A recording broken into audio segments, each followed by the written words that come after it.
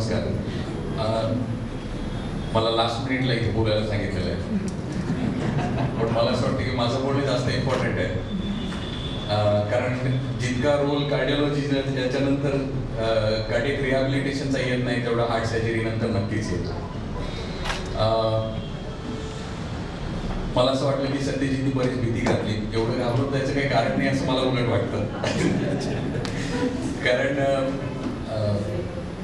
मी जितके पेशंट्स बघतो त्यामध्ये मला कायम असं वाटत राहतं की आयुष्य जगण्याला जास्त महत्त्व आहे.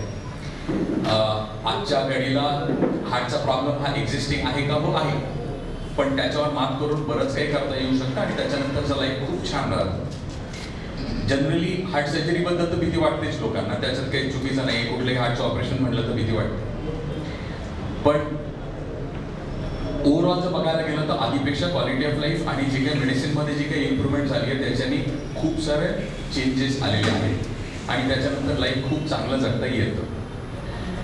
म्हणजे जसं सत्यजित म्हणत होता की त्याच्या केसमध्ये आता बऱ्याच वेळा यंग पेशंट्स जितके तरुण पेशंट येत आहेत त्याच्यामध्ये आम्ही खूप जास्त वयाने जास्त असलेले पेशंट सुद्धा बघतो.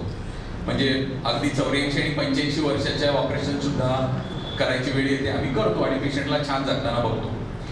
यामध्ये मला असं वाटतं की मी माझ्या पेशंटला पण प्रत्येक वेळी एकच गोष्ट सांगत असतो की आमचं काम फक्त 30%, 70% हे पेशंटचं काम आहे. यामध्ये मला जर विचारलं तर त्या 70%पैकी जवळपास अर्ध काम हे फिजिओथेरपीचं आहे. आय थिंक आतापर्यंत हे ड्यू क्रेडिट कधीच दिलं गेलेलं नाही आहे. मला असं वाटतं की आज एक कार्डियक रिहॅबिलिटेशन सेंटर जेव्हा असं उभं राहतं त्यावेळी me it's something really good. कारण काय की क्वालिटी ऑफ लाईफ इम्प्रूव्ह करणं, कारण ऑपरेशन म्हणजे नुसतं हृदयाचे ब्लॉकेजेस काढले आणि ट्रीटमेंट झाली हा एवढाच पार्ट नाही आहे. आपण पेशंटला ऑपरेट करतो किंवा ट्रीट करतो याचं मेन कारण हे आहे की ऑपरेशन नंतर पेशंटला छान आयुष्य जगता यावं म्हणून, आणि लॉंग टर्म लाईफ खूप चांगलं जगता येऊ शकतं, क्वालिटी ऑफ लाईफ खूप चांगली मिळू शकते. पण त्यामध्ये फिजिओथेरपीचा ऑफकोर्स रोल आहे. इथे आमचे फिजिओथेरपिस्ट आसावरी बागी पण आहेत, त्यांचा मला आतापर्यंतचा दीनानाथमधला काही एक्सपिरियन्स खूप चांगला आहे.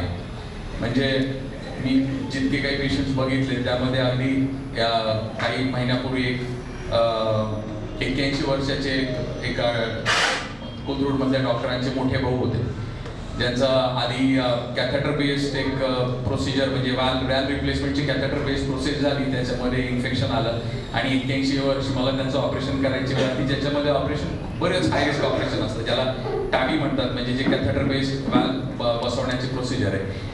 ऑपरेशन 81 वर्षी नको म्हणून ते केली गेलेली प्रोसिजर होती, पण त्यात इन्फेक्शन आलं आणि त्याच्यानंतर मला ऑपरेट करावं लागलं. ऑपरेशनमध्ये रिस्क म्हणजे बाकी रुटीन रिस्क आजकालची 0.5% 1% रिस्क असते. रिस्क खूप जास्त नसते, फक्त त्या बाबतीत माहिती नसल्याने भीती तुम्हाला जास्त वाटते.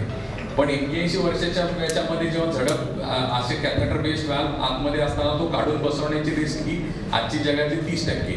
पण त्यामध्ये नाईलाज आहे, ऑपरेशन तर करायला पाहिजे. तो ऑपरेशन झाल्यानंतर जेव्हा ते 3ऱ्या महिन्याच्या फॉलोअपला माझ्या ओपीडीत आले तेव्हा लिफ्ट समोरची बंद होती आणि चढून वरती येत असताना मी मागून आलो, मी त्यांना ते वरती चढून येत होते, तर मी त्यांना म्हटलं अरे वा व्हेरी गुड, तुम्ही स्वतः चढून वरती येत आहे. त्यांची बायको पुढे होती, त्या म्हटल्या की नाही ते आता 1 मजला जाऊ दे, ते घरी 4 मजले चढतात. वरती आल्यानंतर त्यांनी मला सांगितलं की आज 3 महिने झालेत, मला परत पोहायला सुरू करायचंय. मी म्हटलं ठीक आहे, हरकत नाही, आता तुम्ही बाकी सगळे चांगले झालेले आहात. यामध्ये ऑफकोर्स मी परत म्हणेन की आमच्या फिजिओथेरपीचा रोल सगळ्यात महत्त्वाचा होता की हा कॉन्फिडन्स डेव्हलप करणं की तुम्हाला परत सगळं करता येईल. त्यामध्ये आपलं वय जास्त जरी असलं तरी तो प्रत्येक मसल, तो प्रत्येक हे आपण परत त्यांना डेव्हलप करून त्या लेवलला आणणं की परत स्विमिंग चालू करता येईल, हा पार्ट त्याच्यामध्ये फिजिओथेरपीचा खूप मोठा रोल आहे. आता हे करून झाल्यानंतर ते मला म्हणे की नाही, मला परत 2 व्हीलरवर परत माझ्या घरापासून 2 किलोमीटरवर स्विमिंग टँक आहे, तर मला 2 व्हीलरवर जायचं आहे. म्हटलं सॉरी, आपल्याला कानाने ऐकू येत नाही ह्या कारणाने मी तुम्हाला 2 व्हीलर चालवू देणार नाही, तर अदरवाईज काही प्रॉब्लेम नव्हता. सो आजची सिच्युएशन अशी आहे की खूप काही करता येऊ शकतं, पण यामध्ये फिजिओथेरपीचा रोल हा खूप महत्त्वाचा आहे. हार्ट सर्जरी काही खूप अवघड गोष्ट नाही आहे, पण ऑफकोर्स पोस्ट ऑपरेटिव्ह रिकव्हरीमध्ये पोस्ट ऑपरेटिव्ह केअर यातला फिजिओथेरपी हा सगळ्यात महत्त्वाचा पार्ट येतो. त्यामुळे मला असं वाटतंय की with new centre coming up here आमच्यासाठी खूप चांगलं हे झालेलं आहे. सो आणि यामध्ये मला कौस्तुभबद्दल पण मेन्शन करणं गरजेचं आहे.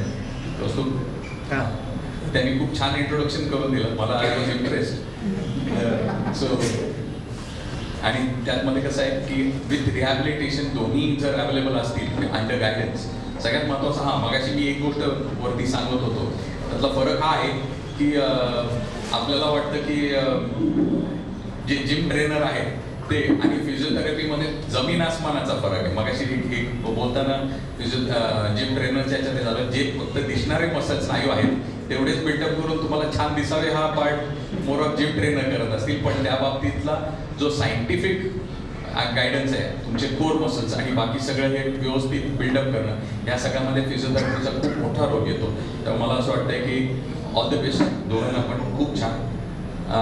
आय थिंक फ्युचर आम्हाला खूप चांगलं राहील. थँक्यू.